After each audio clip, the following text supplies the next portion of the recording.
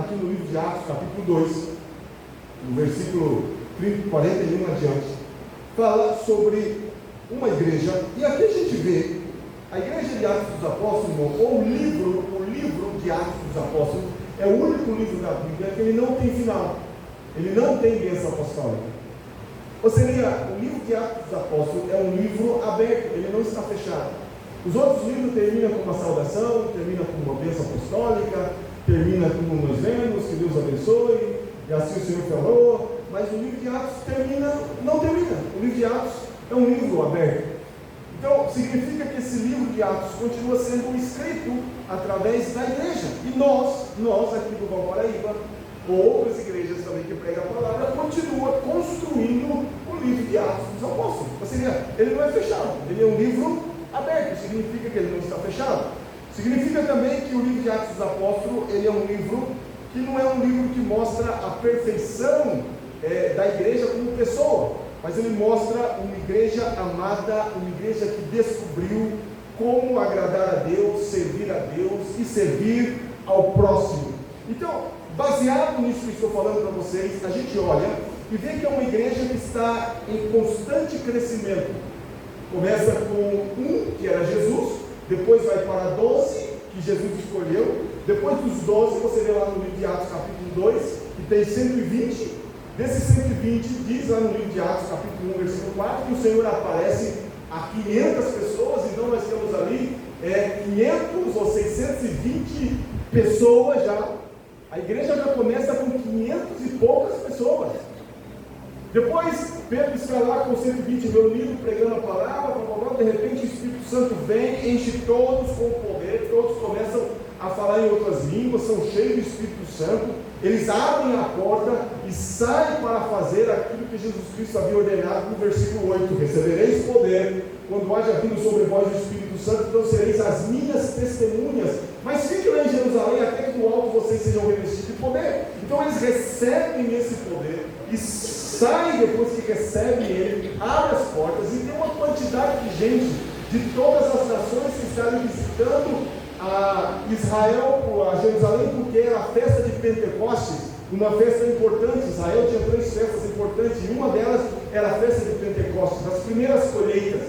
Então eles abrem ali e saem falando em outras línguas, e os povos de outras nações começaram a entender sobre as maravilhas de Deus pelas línguas que eles estavam falando, e alguns falavam assim: como pode essas pessoas tão simples, pessoas tão humildes, pessoas que não têm tanto conhecimento, como estão falando das maravilhas de Deus e nós estamos entendendo no nosso próprio idioma? Então a gente começa a descobrir que o poder do Espírito Santo veio sobre a igreja, não é simplesmente para a gente ficar falando língua estranha. É importantíssimo a gente falar língua estranha, principalmente nas nossas devocionais ou orações que nós fazemos em casa, porque a Bíblia fala que aquele que fala em língua estranha edifica-se a si mesmo. Segundo lugar, aquele que fala em língua estranha é sinal para os incrédulos. E terceiro lugar, aquele que fala em língua estranha não fala a homens, fala diretamente a Deus. Então essa língua é que Deus nos deu. Paulo explica isso muito claro lá no livro de 1 Coríntios capítulo 14. Ele pega o capítulo 14 inteiro e fala sobre línguas. Então é algo importantíssimo, chamado como glosolalia no grego. Agora o que eu estou querendo falar para você? Lucas, ele desvenda esse mistério. O batismo do Espírito Santo não é simplesmente ficar falando em língua, mas Jesus nos batizou com o Espírito Santo para que a gente possa ser testemunha de Jesus. Pergunto para vocês, o que é ser uma testemunha? Eu já ensinei aqui na sexta-feira, os irmãos que frequentam a sexta-feira estão bem ensinados, que é o seguinte, irmão: ser testemunha, para ser testemunha, você não precisa terminar o curso teológico, ainda que seja importante fazer um curso teológico. Você, para ser testemunha, não precisa ter estudado toda a Bíblia, ainda que seja importante estudar toda a Bíblia. Para você ser uma testemunha, você não precisa fazer parte de uma igreja há anos, há 20, 30 anos. Não, o que você precisa ser para ser uma testemunha é você sentir, ver, perceber, participar de algo. Quando o juiz chama uma testemunha, é porque ele é alguém que viu, alguém que não está escutando o terceiro, ele tocou, ele viu, ele sentiu, ele percebeu, ele estava presente no ato. Isso é uma testemunha. Pergunto para você: você é uma testemunha ou você não é uma testemunha? Você é uma testemunha. Por que você é uma testemunha? Quem era você antigamente? Como que você vivia antigamente? Como era a sua vida antigamente? Alguns vão dizer, pastor, eu era drogado. Alguns vão dizer, eu era um bêbado. Alguns vão dizer, eu era um adúltero. Alguns vão dizer, eu não fazia muitas coisas, mas eu era um idólatra. Eu era um macumbeiro. Eu fazia isso, eu fazia aquilo. E como que você conheceu a Jesus? Um dia eu escutei alguém falando, alguém me convidou, um parente me chamou, eu aceitei a Jesus. Então eu mudei, eu era assim, mas agora eu sou diferente. E o que eu bebia já não deu mais, o que eu usava como droga já não uso mais, como eu vivia. Então, se Jesus mudou a minha vida, Ele pode mudar a tua também.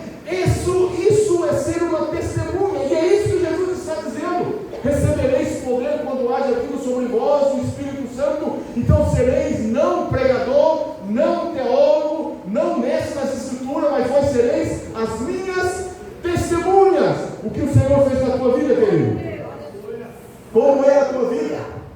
Então, se você tem um testemunho para contar, significa que você é uma testemunha do que Jesus pode fazer na vida de uma pessoa. Quem aqui é uma testemunha do que Jesus pode fazer na vida de uma pessoa? Então, você tem muita coisa para falar. O problema é que o inimigo nos ensina, não, deixa isso para os evangelistas, deixa isso para os profissionais do público, deixa isso para os profissionais da teologia. E o Senhor está dizendo, não. Eu estou chamando você para ser minha testemunha. E para ser testemunha, irmão, tem que receber o poder do céu, o poder do alto, o poder do Espírito Santo. A palavra testemunha também significa no grego, sabe o que significa a palavra testemunha? Significa mártir. É o mesmo termo que se usa para mártir. O que é mártir? Aquele que dá a vida por uma causa. O Senhor me mudou e não tem quem faça eu mudar de ideia. O Senhor me salvou e não tem quem faça eu mudar dessa situação. O Senhor me transformou e ponto. Eu sei, quando alguém vem falar para mim assim, esse negócio de falar em língua, esse negócio de bater o Espírito Santo, já passou. Eu falo para ele, você chegou muito tarde. Se você tivesse chegado uns 25 anos atrás, eu até acreditaria no que você falou. Mas eu já fui batizado, eu falei língua estranha, virei piruleta, virei aviãozinho, dei cambalhota, fui cheio, caí no chão, rodopiei, falei língua estranha, profetizei, agora não adianta mais. Já vivi, já senti. É quando alguém fala para você, essa comida aqui é ruim. Aí você fala, não é ruim não, já comi, já experimentei e é muito boa. Não, porque é ruim para você, para mim foi muito boa. Isso é algo maravilhoso. Quem é que é testemunha de Cristo Jesus? Quem sabe alguém desanimar e dizer, não, Jesus já não te escuta mais, você não é mais amado por Jesus, você é um pecador, você não merece nada. Aí você diz assim, sim, realmente eu não mereço nada, eu continuo sendo um pecador, mas sabe uma coisa? O Senhor já fez tanta maravilha na minha vida que eu já não tenho mais direito de duvidar do que Ele pode fazer. Aleluia! Mesmo sendo pecador, mesmo sendo injusto, mesmo sendo falho, o Senhor continua me amando porque eu sou filho de Deus, o meu nome está escrito no livro da vida e ninguém, nada vai mudar essa situação, a não ser eu mesmo. Quando alguém vem falar para mim assim, Jesus não cura, eu falo assim, chegou muito tarde. O Senhor já me curou de muitas enfermidades. O Senhor já não faz uma maravilha, chegou muito tarde. Eu continuo vendo maravilhas de Deus e hoje nós vimos uma maravilha em nome de Jesus. O Senhor continua sendo Deus. A igreja continua sendo poderosa. A igreja continua sendo coluna da verdade. A igreja continua sendo o templo do Espírito Santo. A igreja continua sendo a única instituição dessa terra, que não é dessa terra, mas é do céu, que tem o direito de usar o nome de Jesus. E quando a igreja usa o nome de Jesus, o inferno treme, o céu treme, o universo treme, tudo tem que se mover, porque o nome de Jesus é poderoso. E esse nome de Jesus, nós temos ele na nossa boca, nas nossas mãos, nos nossos pés, no nosso corpo, onde quer que seja. E o inferno tem que respeitar. Essa semana colocaram macumba na porta da igreja. Encheram de macumba, aí os irmãos ligaram para mim, olha a macumba. Olha a macumba, pastor. Olha aqui, pastor. Eu falei, meu Deus do céu, irmão Carlinhos, pega uma pala lá e joga esse trem fora. Vai lá na autoridade do nome de Jesus, tira aí da porta da igreja. Aí fizeram um pouco aqui, fizeram um pouco lá na frente da academia, as pessoas da academia assustadas, dizendo, e agora, o irmão Carlinhos foi lá, pegou também, jogou dentro do lixo. E pronto, acabou. E o que é, pastor? O que vai acontecer se a nossa rocha é Cristo Jesus? Quem vai nos abalar, irmão? Nenhuma ferramenta preparada contra a igreja do Senhor, nenhuma maldição. Lembra lá de Maria querendo amaldiçoar a igreja do Senhor? O diabo é tão burro, irmão. O diabo é muito burro. Ele sabe que o final dele é derrota, mas ele continua insistindo. Se tem alguma coisa que eu admiro no diabo, se tem que admirar alguma coisa desse desgraçado, é o seguinte: é que ele é insistente. Ele insiste, ele murra na ponta de faca, ele dá tiro no pé, ele dá varada na água, mas ele é insistente. Está ali. Vai colocar uma macumba lá na porta dele, coloca lá. Aí você olha assim, o que vai acontecer? O próprio diabo olha e fala com mulheres de Deus. Gastando dinheiro à toa, pega esse dinheiro e dá tua oferta na igreja, que você vai ganhar muito mais. Uma bandeira dessa não sai por menos de 600 reais, irmão. Dependendo do que ele queria fazer, pelo menos 1.000 conto foi para um macumbeiro. O macumbeiro mesmo sabendo, falando assim, você vai levar uma corda aqui, né, já que eu vou ganhar dinheiro, eu vou fazer. Vai dar aqui, mas eu não vou garantir nada não. Leva lá. Aí traz aqui, a gente joga fora, o que aconteceu? Nada, o que vai acontecer? Nada, irmão, eu passei 4 anos comendo coisa macumbada, estou aqui firme e forte, sabe por quê? O nosso Deus é um Deus forte, é um Deus poderoso, é um Deus glorioso, é um Deus maravilhoso, continua aprendendo, continua sabendo, continua podendo, Ele está por cima, e quem está por cima sabe mais, tem mais, pode mais, conhece mais, vê mais, sabe todas as coisas, Ele conhece lá em cima, Ele conhece lá embaixo, Ele tem todo o poder, um nome que tem nome, poder no céu, na terra, debaixo da terra, e acabou. Todo joelho tem que se dobrar e toda língua tem que se confessar que o nosso Senhor é Rei de todo o universo, de todo o céu, de toda a terra. Ele é mais grande que o sol, Ele é mais grande que o universo, Ele é criador de todas as coisas, todas as estrelas Ele conhece pelo nome, chama elas e todas elas lhe obedecem. Ele mede todo o universo com palmo, porque Ele é Deus, Ele é Senhor e Ele pode todas essas coisas. Agora deixa eu concluir a minha mensagem aqui. Esse é o macumbeiro. Esses macumbeiros que colocaram aí, que não é um macumbeiro de verdade, o macumbeiro de verdade veio fazer isso, porque ele sabe o Deus que ele serve. Foi alguns jovens aí, a gente ficando pela cama, e eles entraram num problema. E qual que é o problema? Que eles vão ser salvos em nome de Jesus, agora vão orar por eles todos os dias. Se meteram com a gente errada, agora vão orar para que Deus nos salva. E um dia mais, quem sabe não esteja aqui, ou quem sabe esteja aqui, eles vão entrar por essa porta, vão aceitar Jesus e vão dar o testemunho. Dizer uma coisa para matar alguém, ou para matar o pastor, mas pelo contrário, eu fui tocado e hoje estou aqui para dizer que só Jesus Cristo é o Senhor e o Salvador. Isso é algo maravilhoso. Agora escute, irmão. A igreja de Atos tinha algo diferenciado. Primeiro, qual é a característica de uma igreja missionária? Em primeiro lugar, a característica de uma igreja missionária é uma igreja cheia do Espírito Santo. Uma igreja cheia do Espírito Santo, ela faz diferença. Em qualquer lugar onde ela esteja, de qualquer maneira, ela vai fazer. Porque quem move a igreja é o Espírito Santo. Quem enche a igreja é o Espírito Santo.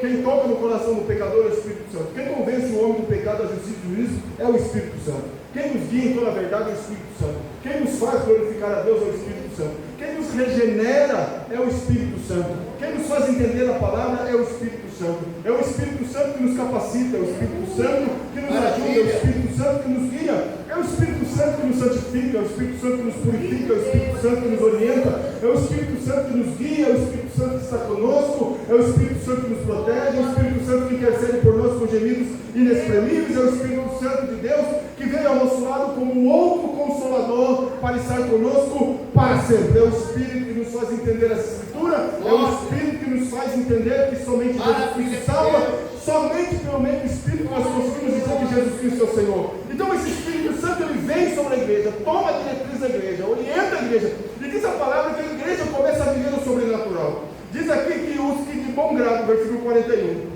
receberam a sua palavra, foram batizados, e naquele dia acrescentaram quase 3.000 almas. E diz que tinha algumas características dessa igreja. E qual é as características dessa igreja? O versículo 41 fala assim, versículo 42 diz: e aqueles que foram salvos perseveravam na doutrina. Primeira característica dessa igreja missionária, dessa igreja cheia do Espírito Santo, era uma igreja que amava a palavra, irmão. Era uma igreja que amava a palavra, que amava a doutrina. Uma igreja não se mede, irmão, pela quantidade de crente no domingo. A igreja se mede pelo culto de ensinamento. O culto de ensinamento é o que se mede uma igreja. Quanto que ela está crescendo? Você não cresce simplesmente no culto domingo. No culto domingo você vem receber uma palavra de edificação. Mas é no culto da semana, no culto da escola bíblica dominical, no culto de sexta-feira, que você recebe ferramentas, doutrina, exortação, ensinamento para a tua vida, que vai livrar a tua alma. E essa igreja cheia do Espírito Santo, ela amava a doutrina, ela amava a palavra do Senhor, e não somente escutava a palavra, ela praticava a palavra, ela colocava por obra aquilo que ela sabia, porque o importante, irmão, não é conhecer tanto da Bíblia, o importante é conhecer o básico do básico da Bíblia, mas colocar por obra. E o Senhor fala sobre isso: compararei o homem como dois homens que edificou as suas casas. Um edificou a casa sobre areia, veio o vento, veio a chuva e a água o levou. O outro homem edificou sobre a rocha, ele cavou profundo e edificou a sua casa. Veio o vento, veio o sopro. Interessante que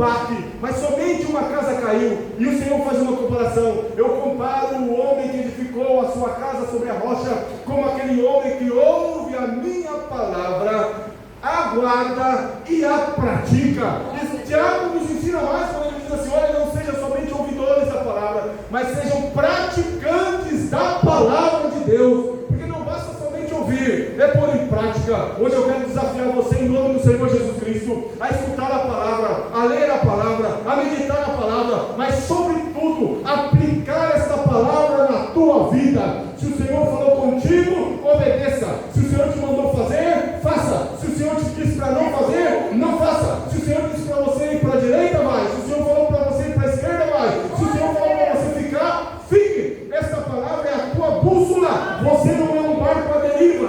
A igreja de Atos dos Apóstolos, ela amava a palavra de Deus e, sobretudo, aplicava essa palavra na vida delas. Segundo lugar, era uma igreja, irmãos, que tinha uma comunhão. Diz aqui, perseverava na doutrina dos apóstolos e na comunhão. Essa palavra comunhão significa koinonia.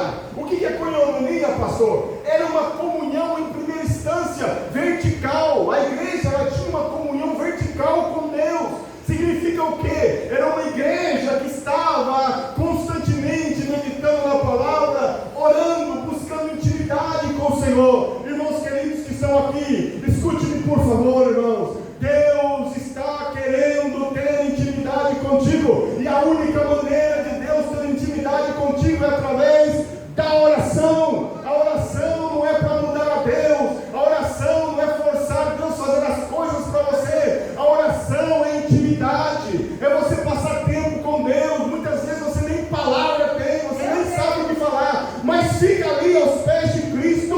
Foi o que Jesus falou para Marta e para Maria. Marta estava preocupada com muitas coisas, e fazendo isso e fazendo aquilo. Parece nós, né, irmão? E a gente corre para lá. Não, eu tenho que ganhar mais dinheiro. Eu tenho que cuidar da minha profissão. Eu tenho que cuidar das minhas coisas. E a gente corre. Não estou dizendo que está errado. Pelo amor de Deus, continue fazendo as coisas. Mas na hora que Jesus Cristo, chegou o momento de Jesus Cristo, aquele momentinho de devocionar o Senhor, seja pela manhã, seja na hora do almoço, ou seja antes de você dormir, larga tudo, joga celular do lado, coloca o cachorro, o periquito, até a esposa e o esposo de um ladinho, e vai lá para o teu cantinho e fala: esse é meu tempo com Deus. Aqui eu vou falar com o mestre, e o mestre vai falar comigo. Esse tempo é muito importante. Foi o que aconteceu com Maria. Marta dizia: Jesus, manda que Marta e Maria venha me ajudar. Aí Jesus olhou e falou: Marta, Marta, está ansiosa com muitas coisas, uma só é necessário. Jesus não menosprezou o trabalho de Marta. Ele falou: uma só é necessário, Marta, uma só é necessário.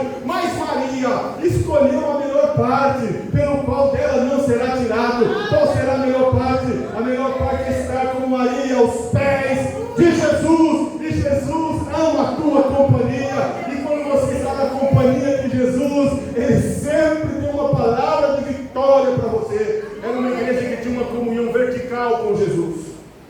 Mas essa comunhão vertical não se tornava os crentes, aqueles crentes. Tem uns crentes no Mineiro. Ele começa a orar e ele se sente melhor que o outro. Eu vou no monte, você não vai. Eu oro de madrugada, você não vai. Eu oro 3 horas por dia, você não ora nem 10 minutos. Eu sou o cara.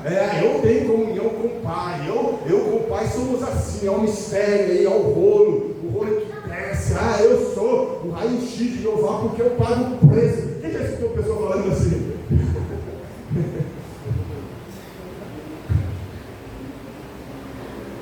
Aí ele começa a se isolar dos outros.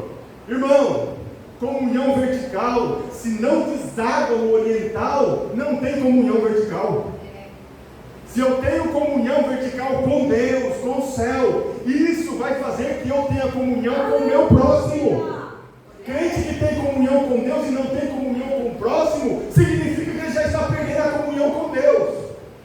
Quando você vê um crente muito orgulhoso, aqueles irmãos: eu sou do reteté, eu sou do manto, comigo é assim, Jeová fala comigo no meu ouvido. Como se Deus andasse falando no ouvido de qualquer um assim, irmão?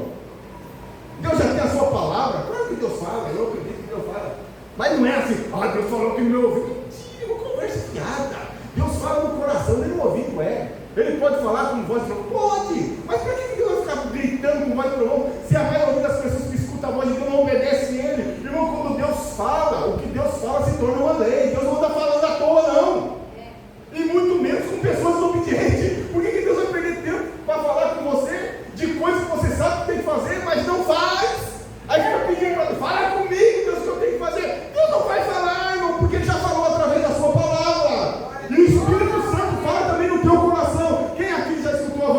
buscando no coração. Você vai fazer alguma coisa que você fala, não faz isso não. Aí você fala, você serve a coisa da minha cabeça. Ninguém coisa da cabeça, irmão. É o Espírito Santo.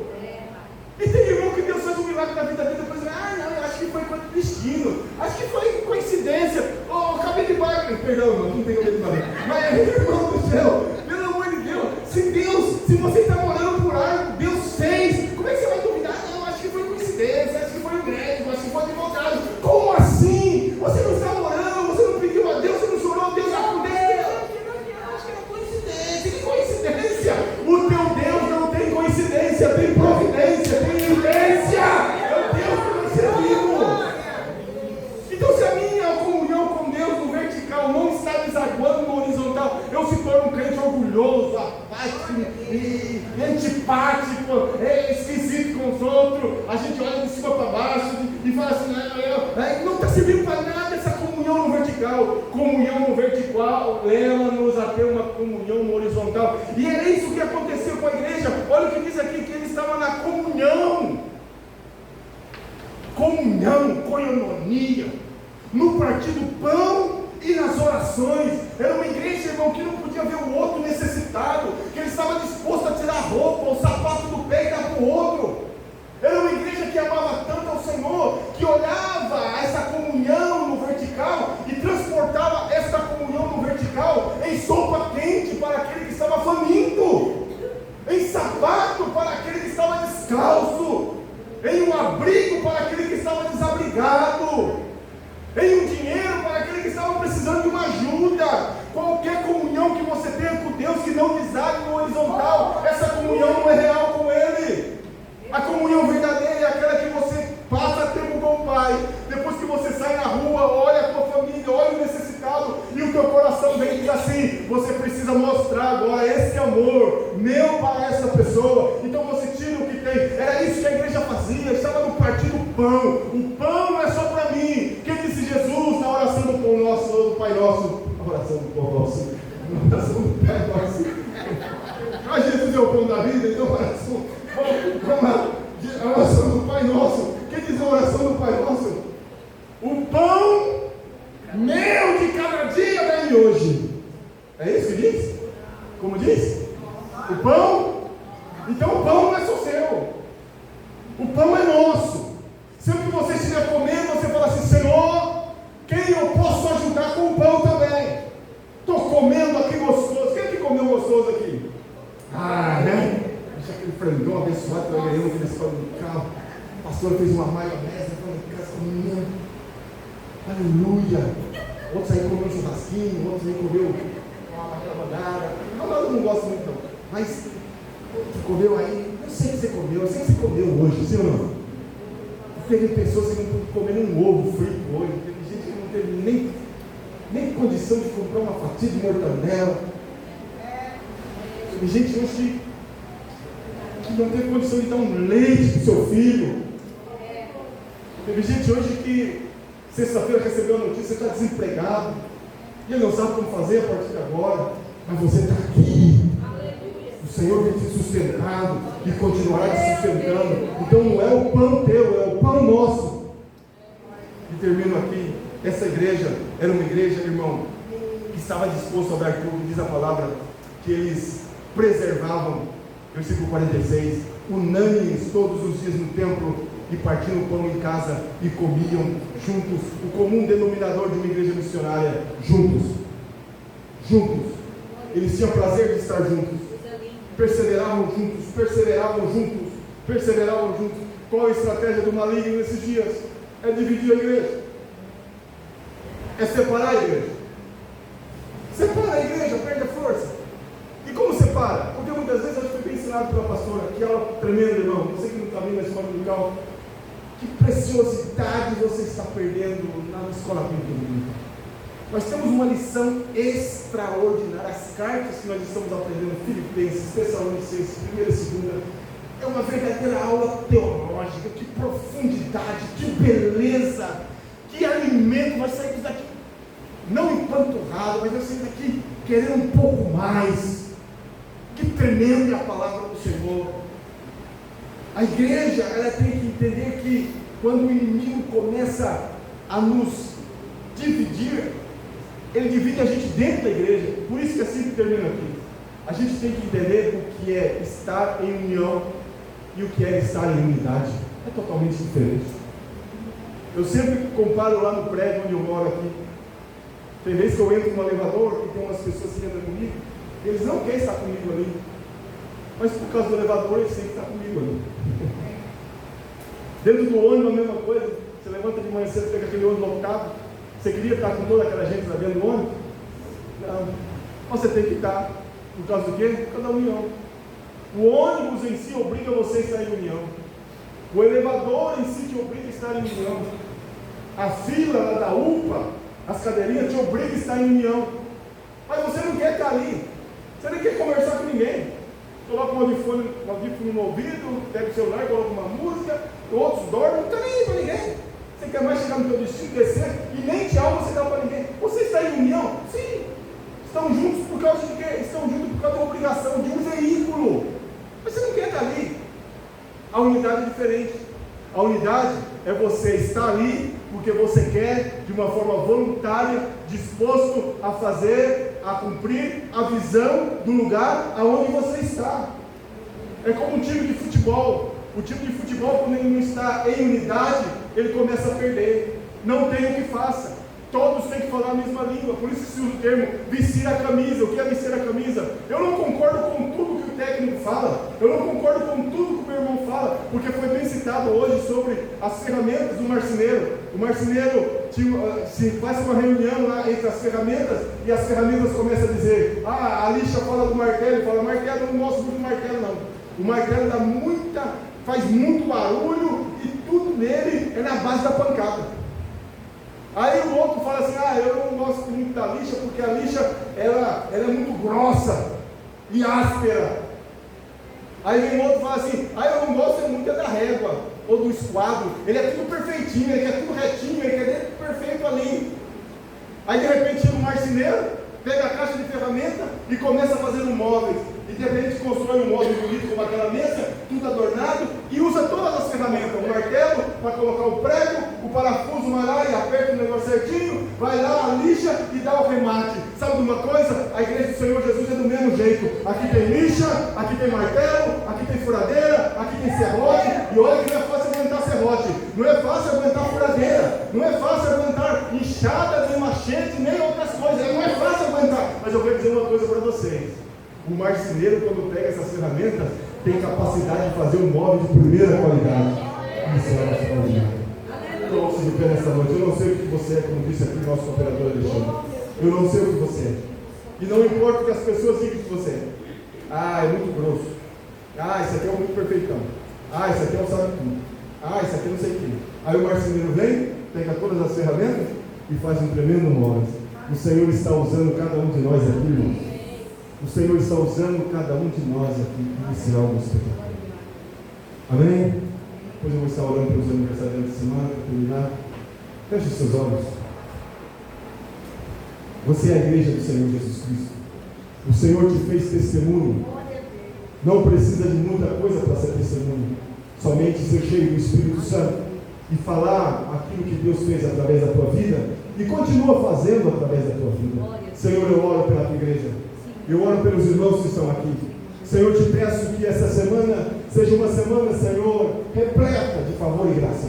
Que nós possamos sair por essas ruas, lá no trabalho, lá na nossa casa, lá na feira, lá no mercado, lá na farmácia, lá na universidade, lá na escola, lá na rua, Senhor, lá entre nossos vizinhos, que nós possamos ser, ó Deus, um canal de bênção, que nós possamos ser uma testemunha viva, cheia do Teu Espírito Santo, que venhamos, Senhor, falar do que Jesus Cristo fez na minha vida. Eu era um perdido, eu era um bêbado, eu era um prostituto, eu era um mentiroso, eu era um idólatra, eu era um sem vergonha, eu era aquilo, eu era isso, mas o Senhor veio à minha vida através de uma palavra, e o Senhor mudou a minha vida. Agora eu estou no caminho certo, o Senhor está cada dia trabalhando na minha vida, e você é uma testemunha viva do que o Senhor pode fazer.